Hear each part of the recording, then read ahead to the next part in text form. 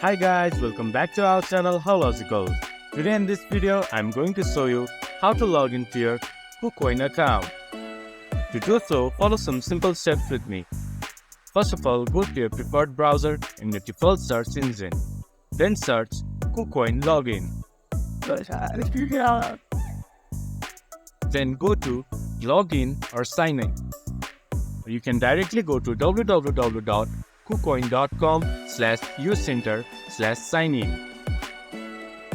Once the page has been loaded up, go to login from the top right corner. Then enter your email.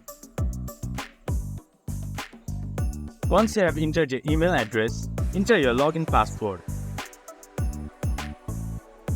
You can view your password by clicking here. Once you have entered your login credentials, press login. Then you should be able to access your KuCoin account.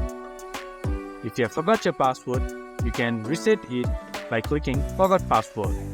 And if you are new to KuCoin, you can sign up a new account by clicking Sign Up Now. This was for today's video. If you guys find our video helpful, please leave a like and comment. And do not forget to subscribe our channel and hit the bell icon. I'll see you guys again in our next video. Thank you.